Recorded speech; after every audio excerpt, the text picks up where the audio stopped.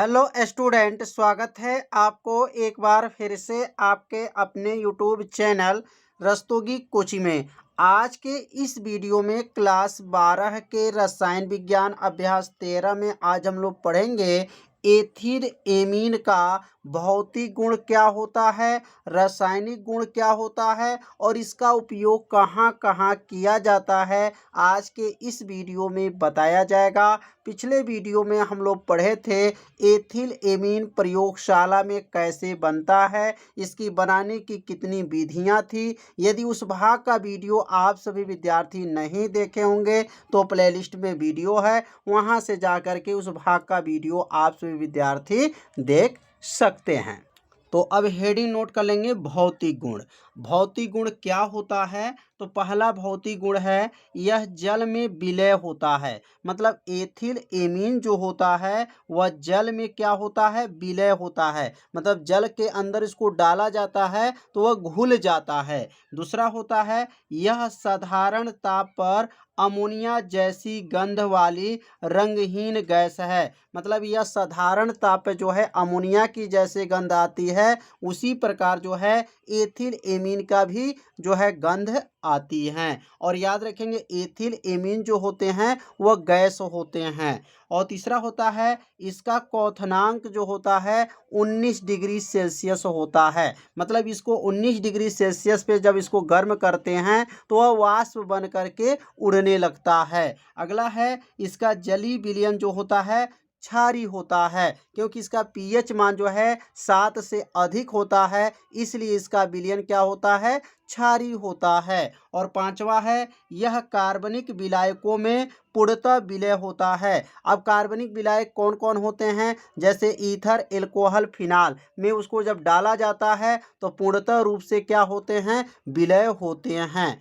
तो यहाँ पर टोटल 5 भौतिक गुण बताया गया। ये पांचों भौतिक गुण को आप सभी विद्यार्थी अपने कॉपी में जरूर इसको नोट कर लीजिए। अब हम लोग पढ़ेंगे इसके रासायनिक गुण। अब रासायनिक गुण क्या है? तो पहला रासायनिक गुण है यन्य से क्रिया। यन्य का मतलब सोडियम से क्रिया। अब एथिल एमीन जब सोडियम से क्रिया करेगा तो क्या बनता है? तो यहाँ लिखेंगे एथिल एमीन की क्रिया सोडियम से कराई जाती है तो सोडियम लवण बनता है। जब एथिल एमीन को क्रिया किससे कराएंगे, सोडियम से कराया जाता है तो सोडियम लवण बनता है।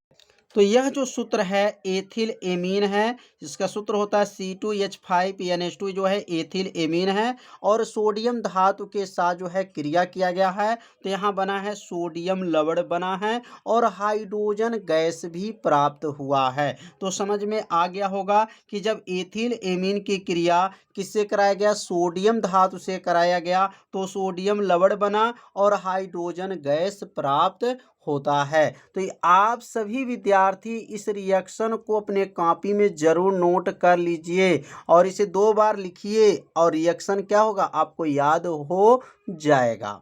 तो अब अगला क्रिया है HCl से क्रिया, हाइड्रोक्लोरिक अम्ल से क्रिया। अब हाइड्रोक्लोरिक अम्ल से क्रिया कौन करेगा? तो एथिल एमीन करेगा। तो यहाँ लिखेंगे एथिल एमीन की क्रिया हाइड्रोक्लोरिक अम्ल से कराई जाती है तो एथिल अमोनियम क्लोराइड बनता है। अब यहाँ C2H5NH2 यह किसका सूत्र है? तो एथिल एमीन है और हाइड्रोक्लोरिक अम्ल के साथ जब इसको क्रिया कराया गया तो क्या बना है, एथिल अमोनियम क्लोराइड बना है। और कितना आसान है, और यह H जो है H2 के पास चला गया है तो H3 हो गया है और Cl जो है इसके पास चला गया है, इसलिए इसका सूत्र क्या बना, C2H5NH3Cl। यह किसका सूत्र है? तो एथिल अमोनियम क्लोराइड का यह सूत्र है। तो यह Cl से क्रिया करने पर क्या बनेगा, एथिल अमोनियम क्लोराइड बनता है। तो रिएक्शन को भी साथ में लिखते चलिए।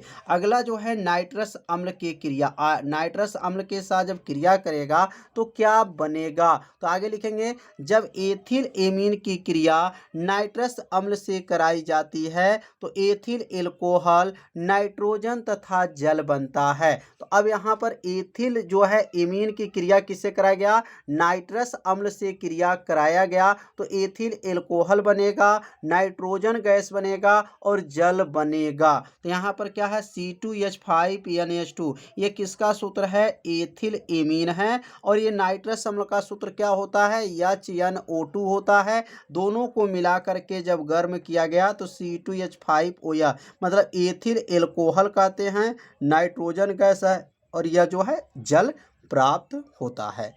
तो रिएक्शन को भी लिख लीजिए। अगला जो है एसिटिल क्लोराइड से क्रिया। अब एसिटिल क्लोराइड से क्रिया कौन करेगा? तो एथिल एमीन करेगा। तो लिखेंगे जब एथिल एमीन की क्रिया एसिटिल क्लोराइड से कराई जाती है तो एन एथिल एसीटेमाइड बनता है। तो यहाँ पर C2H5NH2 ये किसका सूत्र है? तो एथिल एमीन है। और ये किसका सूत्र है? CH3COCl, यह एसिटिल क्लोराइड है। दोनों को जब मिला करके गर्म किया गया है तो यहाँ पे क्या बना है? C2H5NHCOCH3। यह टोटल किसका सूत्र है? तो एन एथिल एसीटेमाइड इसको कहा जाता है। और इसके साथ जो है हाइड्रोक्लोरिक अम्ल भी प्राप्त होता है। तो एसिटिल क्लोराइड से क्रिया करने पर एथिल एसीटेमाइड बनता है। तो रिएक्शन को साथ में जो है नोट करते चलिए। तो अगला जो रिएक्शन है ग्रिगनार्ड अभिकर्मक, यह रिएक्शन बहुत ही आईएमपी है। तो ग्रिगनार्ड अभिकर्मक से क्रिया। अब ग्रिगनार्ड अभिकर्मक होता क्या है? तो मेथिल मैग्नीशियम आयोडाइड इसको कहा जाता है। ग्रिगनार्ड अभिकर्मक से जब क्रिया कहेगा तो याद रखिएगा C2H5MgI से क्रिया कराया जाता है। तो जब लिखेंगे जब एथिल एमीन से क्रिया ग्रिगनार्ड अभिकर्मक से कराई जाती है, मतलब जब एथिल एमीन की जो क्रिया है वह ग्रिगनार्ड अभिकर्मक से जब कराया जाता है तो क्या बनता है? तो एथेन गैस बनता है। क्या बनता है? एथेन गैस बनता है। जैसे यहाँ C2H5NH2 ये किसका सूत्र है? तो एथिल एमीन का सूत्र है। C2H5PMgI इसको ग्रिगनार्ड अभिकर्मक कहा जाता है, लेकिन इसका नाम क्या है? इसका नाम मेथिल मैग्नीशियम और जो है आयोडाइड इसको कहा जाता है। C2H6 जो है यह क्या बना है? एथेन गैस प्राप्त हुआ है। तो समझ में आ गया होगा कि ग्रिगनार्ड अभिकर्मक का मतलब क्या होता है। मेथिल मैग्नीशियम आयोडाइड से जब क्रिया कराया जाता है तो इसी को क्या कहा गया है? ग्रिगनार्ड अभिकर्मक कहा जाता है। तो रिएक्शन को जो है आप सभी विद्यार्थी नोट भी करते चलिए। अगला जो है एल्डिहाइड से क्रिया। अब एल्डिहाइड से क्रिया करेगा तो क्या बनेगा? तो लिखेंगे जब एथिल एमीन की क्रिया एल्डिहाइड से कराई जाती है तो एथिलिडीन एथिल एमीन बनता है। ध्यान देंगे क्या बनेगा? एथिलिडीन एथिल एमीन बनता है। तो यहाँ पर एथिल एमीन है तो एथिल एमीन की सूत्र क्या होता है? C2H5NH2 यह एथिल एमीन है। CH3CHO यह जो है एसिल्डिहाइड है। दोनों को मिला करके जब गर्म किया गया तो CH3CH double bond N C2H5। ध्यान देंगे क्या है? यहाँ पर N है, C2 है, H5 है प्लस H2O है।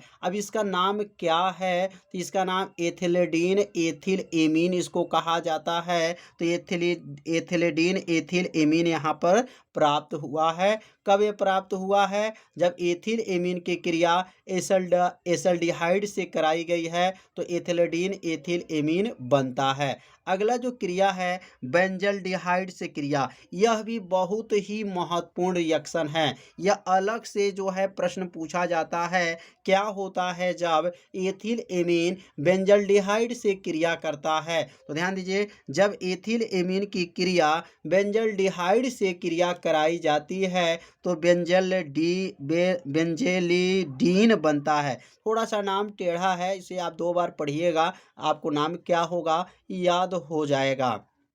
क्या बोलेंगे? जब एथिल एमीन की क्रिया बेंजल्डिहाइड से क्रिया कराई जाती है तो बेंजिलिडीन बनता है। अब यह सूत्र किसका है? C2H5NH2 यह जो है एथिल एमीन है। C6H5CHO यह किसका सूत्र है? बेंजल्डिहाइड है। अब ये दोनों को मिला करके जब गर्म किया गया तो C6H5CHO डबल बॉन्ड N2C2H5 यह किसका सूत्र है? तो यह पूरा सूत्र जो है बेंजिलिडीन का सूत्र है और उसके साथ जो है जल भी प्राप्त हुआ है। तो आप सभी विद्यार्थी इसे अपने कॉपी में ज़रूर नोट भी करते चलिए, जिससे आपका एक नोट्स भी बनता रहेगा। तो अब अगला जो रिएक्शन क्या है, कार्बिल एमीन से क्रिया। अब यहाँ कार्बिल जो एमीन से क्रिया करेगा तो क्या बनेगा? तो कार्बिल एमीन में कौन कौन सा आता है? जब एथिल एमीन की क्रिया क्लोरोफार्म तथा एल्कोहलिक कास्टिक पोटास विलयन के साथ कराई जाती है।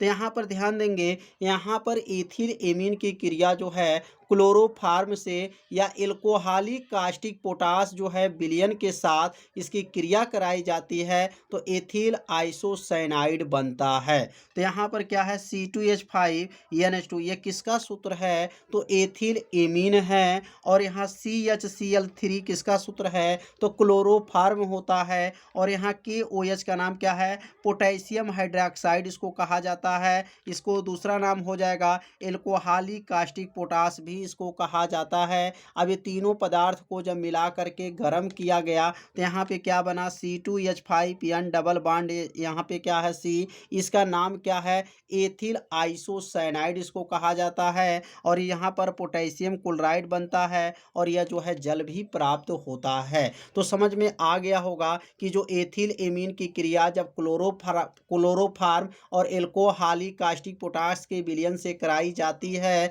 तो क्या बनता है?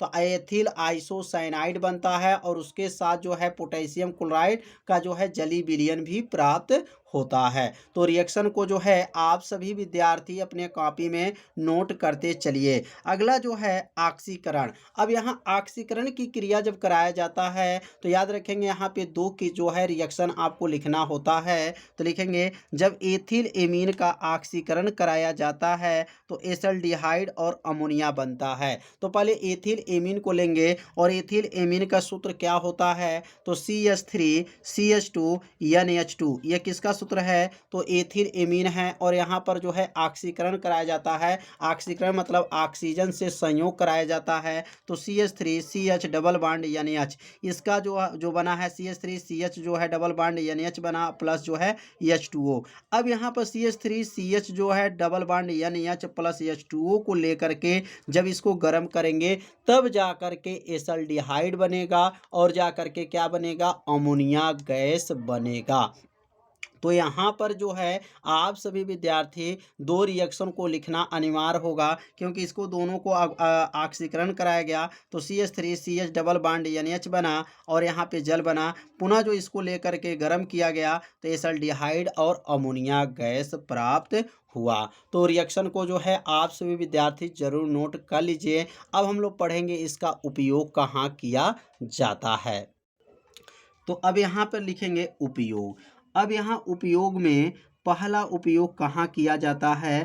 तो यहाँ पहला उपयोग लिखेंगे 1, और 1 में पहला लिखेंगे कि सूती कपड़े के निर्माण में। यहाँ लिखेंगे सूती कपड़े के निर्माण में, सूती कपड़े के निर्माण में इसका प्रयोग किया जाता है, निर्माण में प्रयोग किया जाता है।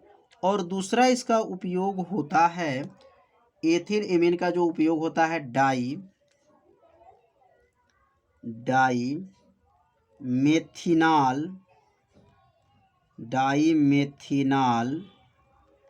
यूरिया बनाने में इसका प्रयोग किया जाता है, यूरिया बनाने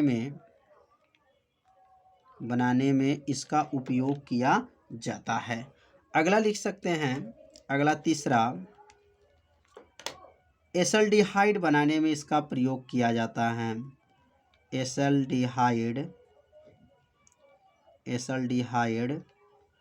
बनाने में इसका प्रयोग किया जाता है, बनाने में।